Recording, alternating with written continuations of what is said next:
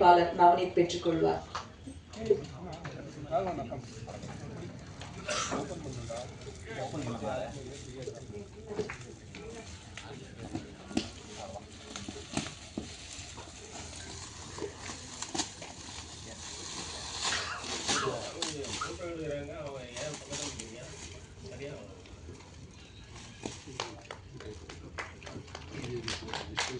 Thank you and all the very best. So wait பண்ணுங்க. Video Visuals இருக்குங்க. Straight sir. Sir straight. Thank you sir.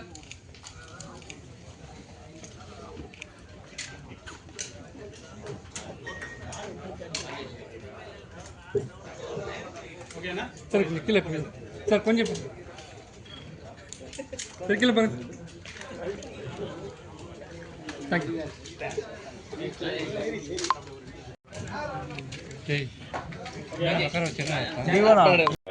எல்லாருக்கும் இந்த organise பண்ண PR Satish and Indiran அவங்களுக்கு ரொம்ப நன்றி.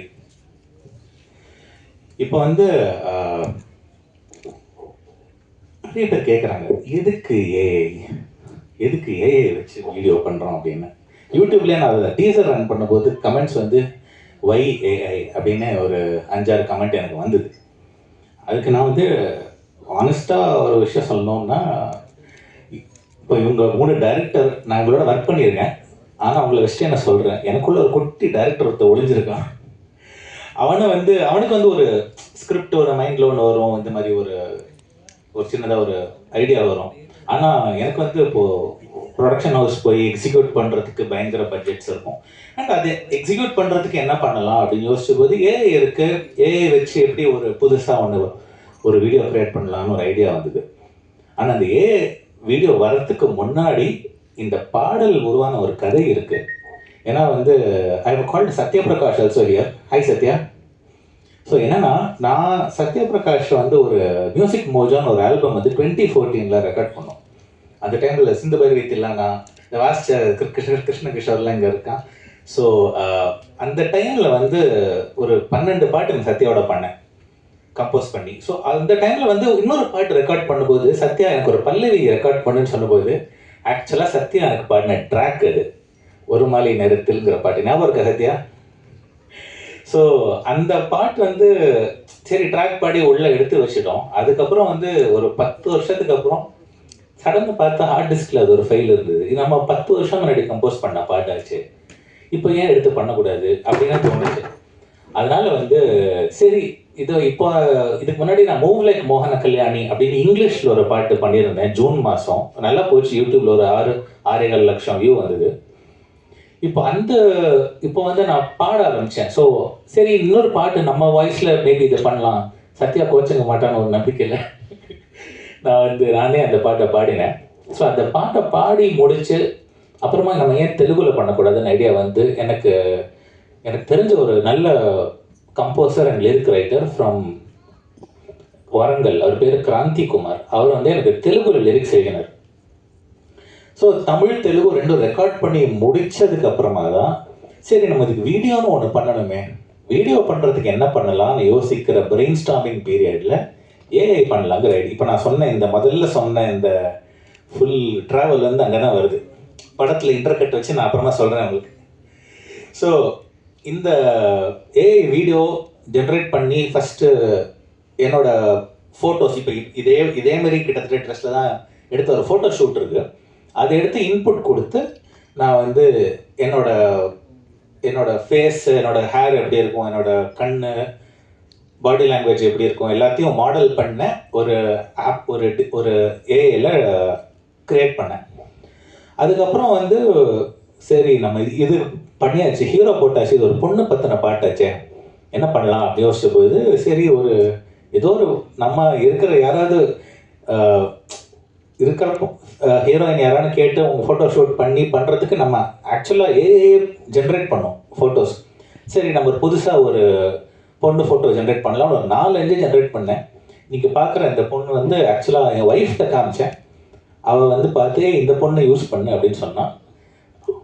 ஸோ ஒய்ஃப் பேச்சை தட்டக்கூடாது, அதனால் வந்து நான் அந்த ஃபோட்டோவை யூஸ் பண்ணிட்டேன். ஸோ அதை வச்சு இந்த ஃபோட்டோன்னு சொல்லக்கூடாது, actually generated image, it's not a photo technically speaking. So அந்த இமேஜை வச்சு இந்த கேரக்டரை ஜென்ரேட் பண்ணேன். இப்போது இந்த வீடியோவோட ஸ்பெஷாலிட்டி என்னென்னா, for the first time we have achieved both consistent characters and also a face likening to the main artist. இப்போ நான் வந்து I created the song. So இப்போ என்னோட ஃபேஸை வந்து ஸ்ட்ரைக்கிங் ரிசம்பிளன்ஸ் இருக்கும் த்ரூ அவுட் த வீடியோ. இப்போ நான் அது ஒரு ஷேட்ஸ் ஒன்று போட்டிருந்தேன்ல, அது ஏன் ஆக்சுவலாக என்கிட்ட இருக்கிற ஷேட்ஸ் அது அதே மாதிரி அதுலேயும் you can see that. So இந்த அளவுக்கு ஒரு AI technology has progressed, and I think this is the first song using the latest technology available of image generation and video generation to come up with a realistic looking human faces with very real expressions. என்ன இப்போ அதில் நீங்கள் பார்த்தீங்கன்னா you will have பொண்ணு அழற மாதிரி ஒரு sequence இருக்கும், அண்ட் இந்த கை வந்து கன்சோல் பண்ணுற மாதிரி சீக்வன்ஸ் இருக்கும், அண்ட் பைக்கில் ஓட்டும்போது அந்த ஒரு குதூகலம், அண்ட் வயலின் அந்த பொண்ணு அந்த ஒயிட் லேடி வாசிக்கும் போது அதில் இருக்கிற அந்த Joy, so many expressions, those are very vivid expressions which were till now not possible using AI. But இப்போ வந்து அந்த மாதிரி எக்ஸ்பிரஷன்ஸை கூட கொண்டு வரக்கூடிய கெப்பாசிட்டி ஏஐக்கு இருக்கு. ஸோ அதை யூஸ் பண்ணி again it also depends on how responsibly we use AI, because when you talk of AI, a lot of people keep asking me, AI will replace our jobs bro, why are you doing this அப்படின்னு. But என்னோட தாழ்மையான கருத்து, I could be very wrong to be very honest, but என்னோட தாழ்மையான கருத்து என்னன்னா, ஒரு ஏஐங்கிறது வந்து இஸ் எ டெக்னாலஜி. இப்போது நம்மளுக்கு mixer grinder is a technology. நம்ம மிக்சர் கிரைண்டர் வந்தபோது ஆட்டுக்கல் அம்மிக்கல் யூஸ் பண்ணிட்டு இருந்தோம், அது வந்து ரீப்ளேஸ் ஆச்சு. இப்போது அதுக்கு அதே மாதிரி இன்னொரு டெக்னாலஜி வந்து இப்போ keyboard synthesiser. I am a keyboard player myself.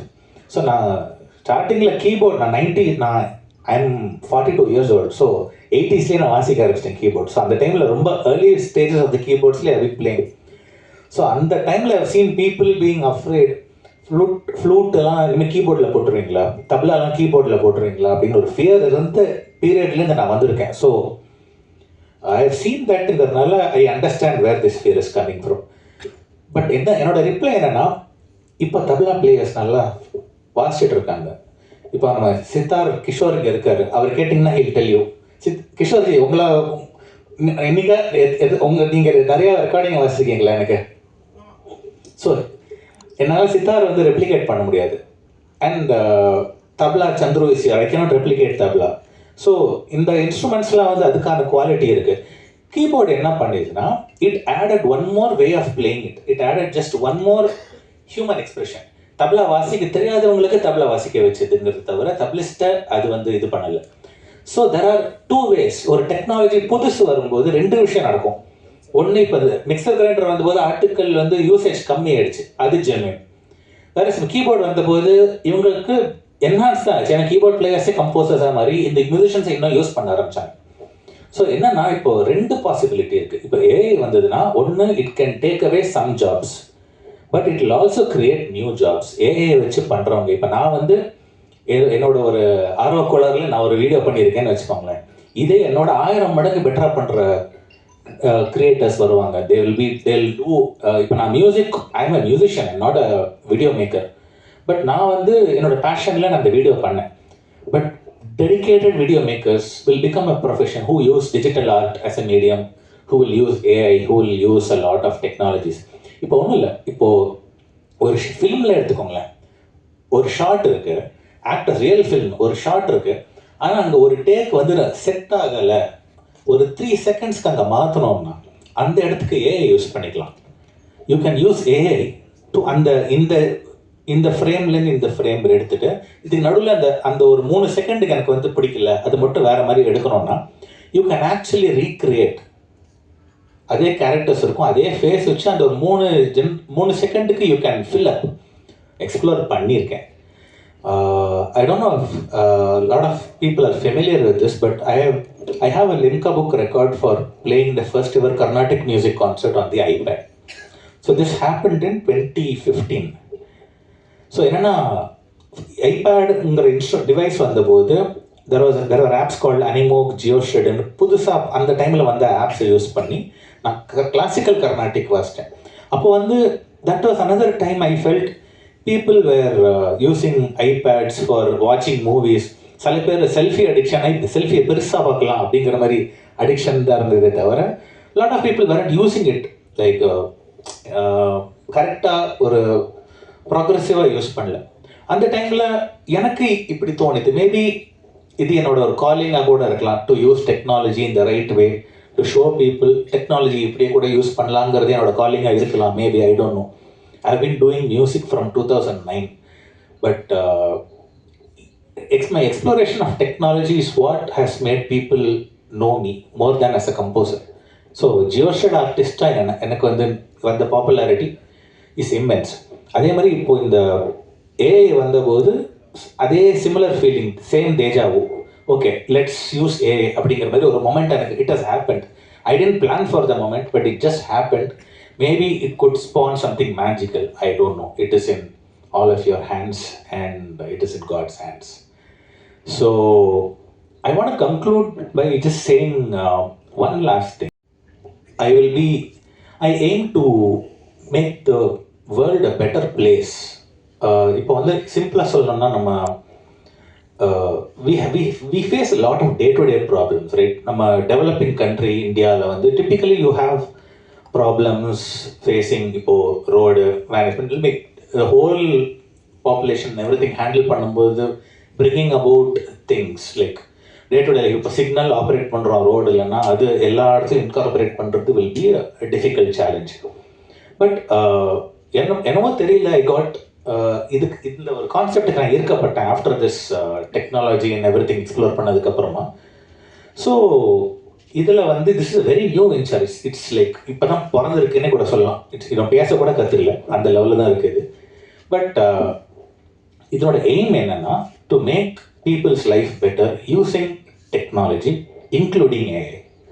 So என்னன்னா I started recruiting some people who will work with me in creating apps and creating technologies that can facilitate the improvement of நம்ம common man, நம்ம society, the nation and our culture. எங்கெங்கெல்லாம் வந்து pitfalls இருக்கோ, whatever is stopping us from progressing forward, அந்த எல்லா இடத்துலையும் plug பண்ணுறதுக்கு solutions என்னவோ அது கண்டுபிடிக்கிற ஒரு சிங்கிள் எய்மில் நான் கிரியேட் பண்ண வெஞ்சர் தான் விமர்ஷ். As part of this Vimarsh initiative, I'm first and foremost, I am a musician, I am an artist. So, என்னால் வந்து ஒரு அரேனாவில் ஸ்டார்ட் பண்ண முடியும்னா அது மியூசிக் தான். So I want to first demonstrate how technology can be really beneficial for people using this. This song could be a launchpad, I don't know. But going forward, I also want to introduce my a new band that I'm starting, which is called Vimarsh Collective. So விமர்ஷங்கிறது என்னன்னு கேட்டிங்கன்னா, விமர்ஷ்னா விமர்சையாக பண்ணுறோம் அப்படின்னு சொல்கிறோம்ல, அதான் விமர்ஷ். அதனுடைய ஒரு கிராண்டியர், அதனோட ஒரு சினோனிம் தான் Vimarsh. So I hope that through this coverage we can get a lot of awareness about using technology, awareness about this song. ஏன்னா at the end of the day நான் வந்து இது கிரியேட் பண்ணியிருக்கேன், ஸோ இதுக்கும் கொஞ்சம் மைலேஜ் வேணும். So so இந்த song, இந்த technology and my work and to ப்ரீஃபாக ஸோ முடிக்கிறதுக்கு முன்னாடி என்னை பற்றி சில பேருக்கு தெரியலன்னா அது ஒரு ஃபியூ பாயிண்டர்ஸ் நான் சொல்லிக்கிறேன். நான் நிறைய பேருக்கு நான் என்னென்ன இப்போ கம்போசர்னு சொல்கிறேன், நீங்கள் என்ன பண்ணியிருக்கான்னு நிறைய பேர் you might be wandering, because my name is not அவ்வளோ ரீச் ஆயிருக்கான்னு எனக்கு தெரியாது. பட் நான் வந்து மலையாளமில் டன் சந்திரச்சூடன் ஒரு ரொம்ப பாப்புலரான ஒரு சாங் இருக்குது, 2012 ரிலீஸ் ஆயிடுச்சு, கர்மயோகிங்கிற படத்தில். அது வந்து இப்போ நிறைய பேர் ட்ரெண்டிங் சாங்ஸ் எல்லாம் சொல்லுவாங்கள்ல, இது வந்து ட்ரெண்டிங் சொல்கிறத விட it is become timeless, because இன்னைக்கு வரைக்கும் the song is getting played in all Shivaratri festivals, மகாசிவராத்திரியில் கூட அதை ப்ளே பண்ணுறாங்க எல்லாத்தையும். ஸோ அந்த மாதிரி ஒரு சாங், ஒரு கல்ட் சாங்காக அது பை காட்ஸ் கிரேஸ் அது சேஞ்ச் ஆகிடுது. And I also did a film called பட்டி in Malayalam, which is which had a song Kadalil Kanmashi, which had the similar fate. It became a cult classic. அன்னைக்கு அது பெருசாக trending ஆச்சுன்னு எனக்கு தெரியாது, but இன்னைக்கு வந்து it has become a very popular song. Maybe என்னோட ஃப்யூச்சரே வந்து maybe it's not to be very trending but to create timeless ப்ராடக்ட்ஸ்ன்னு எனக்கு தெரியல. But maybe my thinking is towards that. இந்த ப்ராடக்ட் கூட I think is probably headed for 10 years later maybe people might think okay அன்றைக்கி ஒருத்தன் பண்ணியிருக்கான், இது வந்து இப்படி கூட யூஸ் பண்ணலாம். அப்படி ஒரு அவேர்னஸ் ஒரு 10 years 15 years ஏதோ ஒரு டைமில் இது டைம்லெஸ் ஆகி அது மூலமாக ஒரு awareness வந்துதுன்னா I'll be the happiest person on the planet. Thank you. Please do support the song. Thank you.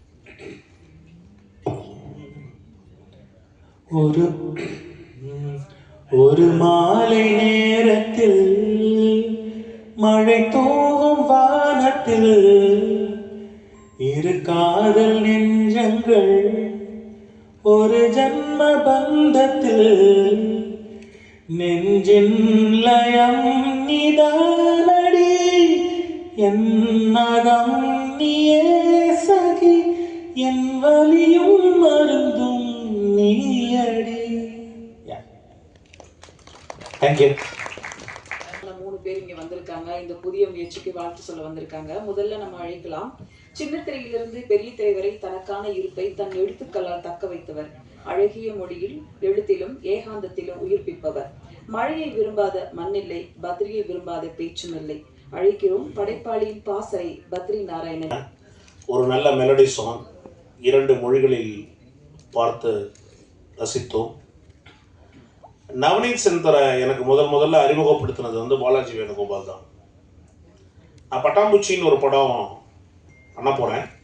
அதுக்கு ஒரு புது மியூசிக் டைரக்டர், இது வரைக்கும் யாரும் நான் ஒர்க் பண்ணாத ஒரு மியூசிக் டைரக்டரோட ஒர்க் பண்ணால் நல்லாயிருக்கும் அப்படின்னு நான் நினச்ச போது நவநீத் சுந்தரை பற்றி சொல்லி நீங்கள் நவநீத் சுந்தரை ட்ரை பண்ணுங்கண்ணா அப்படின்னு எனக்கு ரெக்கமெண்ட் பண்ணது பாலாஜி தான்.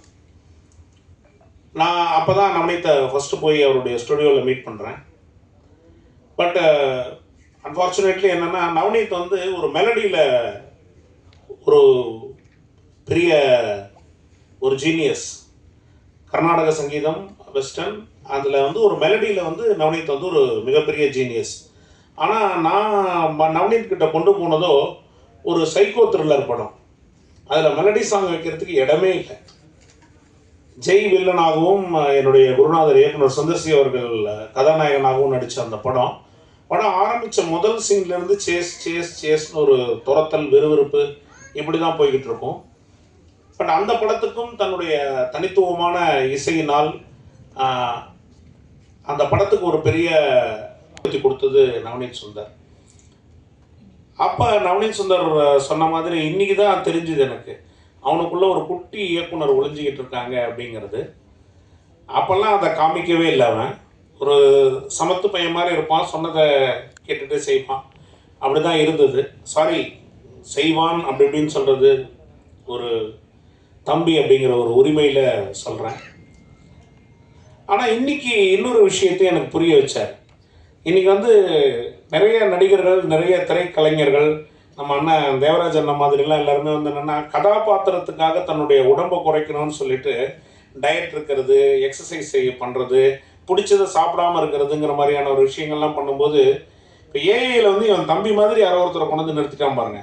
இப்போ இங்கே இருக்கிறதுக்கும் அந்த உருவத்துக்கும் சம்மந்தமே இல்லை. அவன் படு ஸ்மார்ட்டாக இருக்கான். ஹீரோயின் கூட ஒரு கலரான கவிதாவின் தங்கை மாதிரியே இருந்தாங்க. இப்படி ஒரு நல்ல விஷயம்.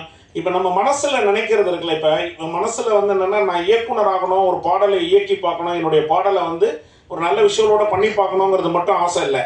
நான் ஒல்லியாக இருந்தால் எப்படி பார்ப்பேன்னு ஒரு ஆசை இருந்திருக்கு. இதை தன்னால் ரியல் லைஃப்பில் வாழ்க்கையில் பண்ணி பார்க்குறது கஷ்டங்கிறதுனால அதை ஏஐயில் ஜெனரேட் பண்ணி பார்த்துட்டான். இப்படி பல பேருனுடைய கனவை நிறைவேற்றுவதனால் அந்த ஏஐ வாழட்டும், வளரட்டும். பதக்கம் என்ற தமிழ் நடிகர் ஜோடி நம்பர் 1 வந்து வியக்க வைத்தவர். திரையில் இன்னும் இவருக்கான பாதைகள் நிறைய இடம் இருக்கிறது. இயக்குனர், நடிகர், dancer, totally multi personality, director, actor Raghav அவர்களை பேச அழைக்கிறோம். நன்றி. நவநீத் சார்பாகவும் நன்றி. மேடையில் இருக்கிறவங்க எல்லாருக்கும் வணக்கம். ஆக்சுவலி இந்த மேடையில் இருக்கிறவங்க நாங்கள் எல்லாருமே ஒரு செயின் மாதிரி கனெக்டடு. ஆக்சுவலி சொன்னார் இல்லையா, பத்ரி சார் சொன்னார் வந்து எனக்கு இன்ட்ரடியூஸ் பண்ணது பாலாஜி அப்படின்னாரு. ஆக்சுவலி பாலாஜிக்கு இன்ட்ரடியூஸ் பண்ணது, ரெஃபரன்ஸ் கொடுத்தது டெஃபினட்டாக பாலாஜி சொன்ன மாதிரி நான் நவநீத் யூஸ் பண்ணலான்னு இருக்கேன், எப்படி வாட் யூ திங்க் அப்படின்ற மாதிரி சொன்ன உடனே யோசிக்காத டெஃபினட்டாக. யூஸ்வலாக எப்படின்னா சினிமாவில் வந்து நம்ம சில பேரோட ஒர்க் பண்ணிவிட்டு அப்புறம் வேறு யாராவது மச்சி அந்த சைடு மட்டும் போயிடாத அப்படின்னு நம்ம வார்ன் பண்ணுவோம். பட் யூ கேன் சி ஒரு பர்சனோட ஒர்க்கிங் குவாலிட்டி எந்த அளவுக்கு நல்லா இருந்தால் வந்த மற்ற எல்லா ஆப்பர்ச்சுனிட்டிஸுமே அது வெறும் பிஆர் பண்ணியோ இல்லை வேறு ஏதோ ஒரு பெரிய இடத்துல ஒரு பப்ளிசிட்டினாலேயோ வந்ததில்லை.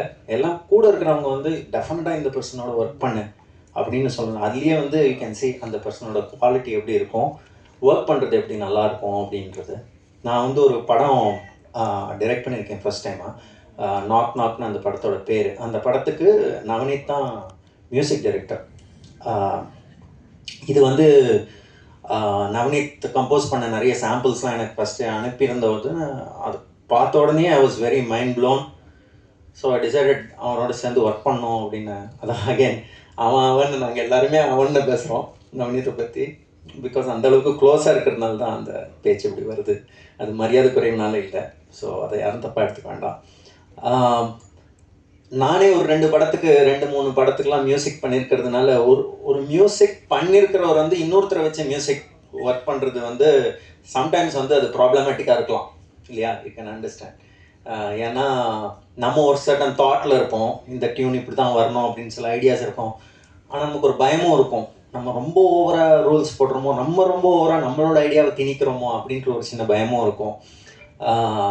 அதனால ஒர்க் பண்ணும்போது ஆஸ் அ டேலண்ட் நவநீத் ஒரு சூப்பர்பான டேலண்ட்டு நான் கொடுத்த சாம்பிள்ஸ் பார்த்தோன்னே தெரிஞ்சிடுச்சு. பட் என்னோட ஐடியாஸ், எனக்கு என்ன ஐடியாஸ் வேணும், அந்த இடத்துல என்ன மாதிரி டியூன் வேணும் அப்படிங்கிறத வந்து நவநீத்தோட சேர்ந்து பண்ண முடியுமா அப்படின்னு எனக்கு நிறைய இடத்துல ஒர்க் பண்ணி பார்க்குறது தான் தெரியும் அப்படின்ற மாதிரி இருந்தது. பட் ஆக்சுவலி ஒர்க் பண்ணும்போது இட் வாஸ் அமேசிங்.